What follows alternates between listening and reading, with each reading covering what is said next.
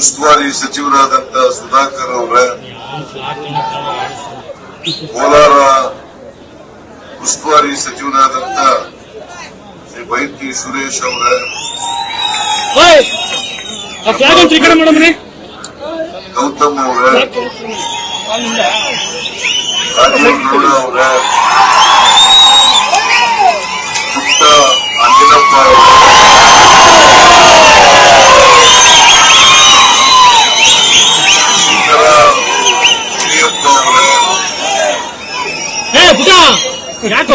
ಮೇಲ್ಮನೆಯ ಸದಸ್ಯರಾದಂತ ನಸೀರ್ ಅಹಮದ್ ಅವರೇ, ಇನ್ನೊಬ್ಬರು ಮೇಲ್ಮನೆಯಲ್ಲಿ ಸದಸ್ಯರು ಹಾಗೂ ಸಚೇತಕರು ಆದಂತ ಶ್ರೀ ಸಲೀಂ ಅಹಮದ್ ಅವರೇ, ಜಿಲ್ಲಾ ಕಾಂಗ್ರೆಸ್ಸಿನ ಅಧ್ಯಕ್ಷರಾದಂತ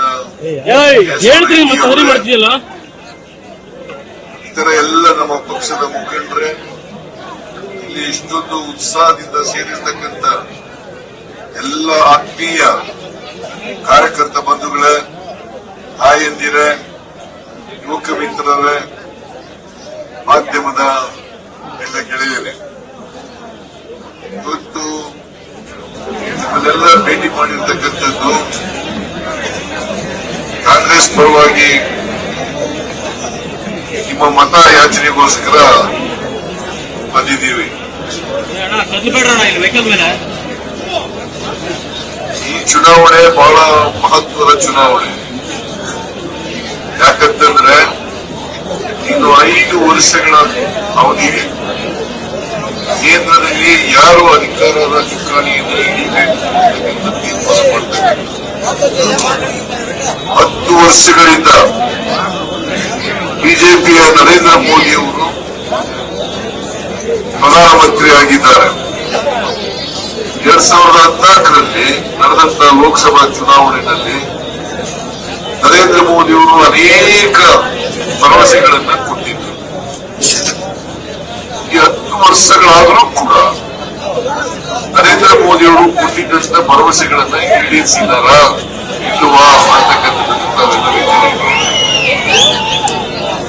ನರೇಂದ್ರ ಮೋದಿ ಅವರು ಹೇಳಿದ್ರು, ದೇಶದಲ್ಲಿ ಕಪ್ಪು ಹಣ ಇದೆ, ಕಾಂಗ್ರೆಸ್ಸಿನ ಲೀಡರ್ಗಳು ಬೇರೆ ಬೇರೆ ಶ್ರೀಮಂತರುಗಳೆಲ್ಲ ಕಪ್ಪು ಹಣ ಇಟ್ಟಿದ್ದಾರೆ, ಭ್ರಷ್ಟಾಚಾರದ ಹಣ.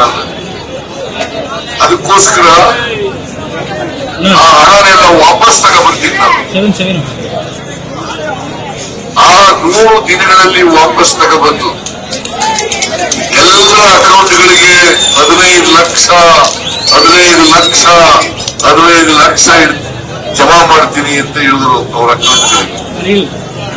ಅಷ್ಟು ತಿಂಗಳಾಯ್ತು ನರೇಂದ್ರ ಮೋದಿ. 10 ವರ್ಷ ಆಯ್ತು, 10 ವರ್ಷಗಳಾಯ್ತು.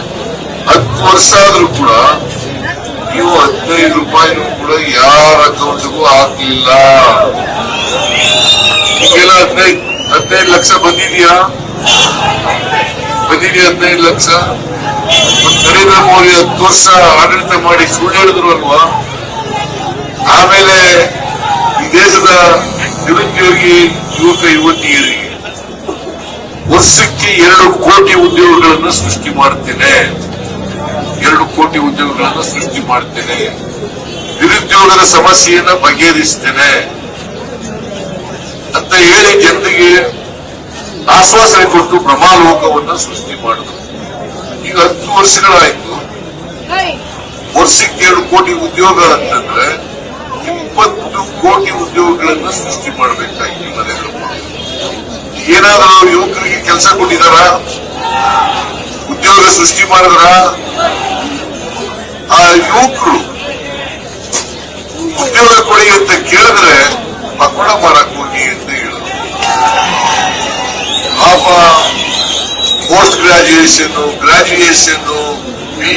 MBBS, BCom ಮಾಡಿರ್ತಕ್ಕಂಥ ಅನೇಕ ಜನ ವಿದ್ಯಾರ್ಥಿನಿಯರು ಪಾಪ ಪಕೋಡ ಮಾರಕ್ ಹೋಗಿ ಅಂತೇಳಿ ಅತ್ಯಂತ ಬೇಜವಾಬ್ದಾರಿಯ ಹೇಳಿಕೆಯನ್ನ ನರೇಂದ್ರ ಮೋದಿ ಅವರು ಕೊಟ್ಟರು. ಇವರು ಈ ದೇಶದ ಪ್ರಧಾನಮಂತ್ರಿ ಆಗಲಿಕ್ಕೆ ಲಾಯಕ ಅಥವಾ ನಾಲಾಯಕ ಅಂತ ಕಾರ್ಯಕರ್ತ ಅಂದ್ಮೇಲೆ ಅವ್ರ ಪಾರ್ಟಿಗೆ ಓಟ್ ಹಾಕ್ತೀರಾ? ಓಟ್ ಹಾಕ್ಬಾರದು. ಆಮೇಲೆ ಇಲ್ಲಿ ಬಹಳ ಜನ ರೈತರಿದ್ದೀರಿ. ರೈತರ ಆದಾಯವನ್ನ ದುಪ್ಪಟ್ಟು ಮಾಡ್ತೀನಿ, 2 ಪಟ್ಟು ಹೆಚ್ಚು ಮಾಡ್ತೀನಿ ಅಂತ ಹೇಳುದು. ಅಂದ್ರೆ 1 ಲಕ್ಷ ರೂಪಾಯಿ ಆದಾಯ ಬರ್ತಾ ಇದ್ರು ರೈತರಿಗೆ, ಅದು 2 ಲಕ್ಷ ಬರೋ ರೀತಿ ಮಾಡ್ತೀನಿ ಅಂತ ಹೇಳಿ. ಮೂರನೇದೇನಪ್ಪ ಅಂತಂದ್ರೆ ಎಲ್ಲ ಅಗತ್ಯ ವಸ್ತುಗಳ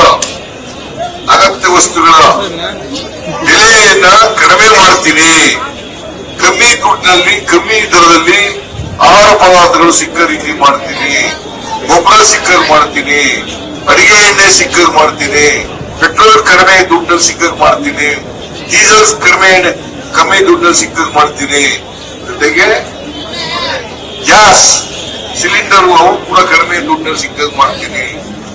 ನಿಮಗೆ ಹೇಳ್ತೀನಿ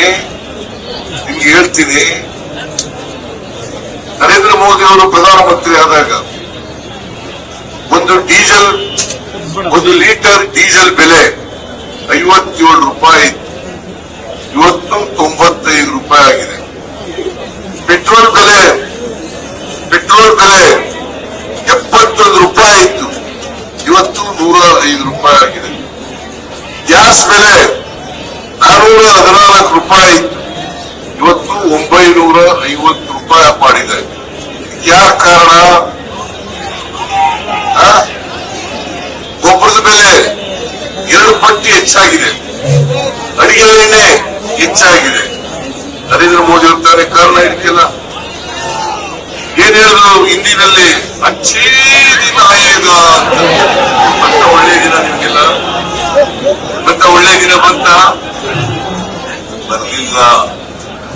ಅಚ್ಚೇ ದಿನ ಬರ್ಲಿಲ್ಲ ನರೇಂದ್ರ ಮೋದಿ ಅವರೇ. ಅದ್ರ ಬದಲಾಗಿ ಕೆಟ್ಟ ದಿನಗಳು ಬಂದ್ಬಿಟ್ಟು ಇವತ್ತು ದೇಶಕ್ಕೆ. ಕೆಟ್ಟ ದಿನಗಳು ಬಂದಿಲ್ಲವ? ಇಲ್ಲ,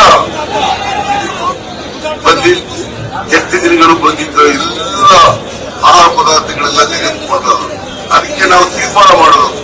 ಕಳೆದ ವಿಧಾನಸಭಾ ಚುನಾವಣೆಯಲ್ಲಿ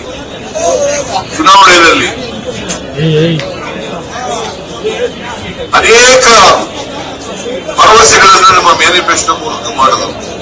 ನಾನು 2 ಬಜೆಟ್ ಅನ್ನು ಮಂಡಿಸಿದ್ದೀನಿ. ಆ 2 ಬಜೆಟ್ ನಲ್ಲಿ ಸುಮಾರು 82 ಭರವಸೆಗಳನ್ನ ಈಡೇರಿಸಿದ್ದೀವಿ. ಜೊತೆಗೆ 5 ಗ್ಯಾರಂಟಿಗಳನ್ನ ಕೊಟ್ಟಿದ್ದು. ನಾನು DK ಶಿವಕುಮಾರ್ ಇಬ್ರು ಕೂಡ ಆ ಗ್ಯಾರಂಟಿ ಚೆಕ್ಗೆ ಸೈನ್ ಮಾಡಿ ಮನೆಗೆ ಹಂಚಿದ್ದು. ನಾವು ಅಧಿಕಾರಕ್ಕೆ ಬಂದ ತಕ್ಷಣ ಈ 5 ಗ್ಯಾರಂಟಿಗಳನ್ನ ಜಾರಿಗೆ ಕೊಡ್ತೇವೆ ಅಂತಕ್ಕಂಥ ಭರವಸೆಯನ್ನ ಚೆಕ್ ಮೂಲಕ ಕೊಟ್ಟಿದ್ದೇವೆ.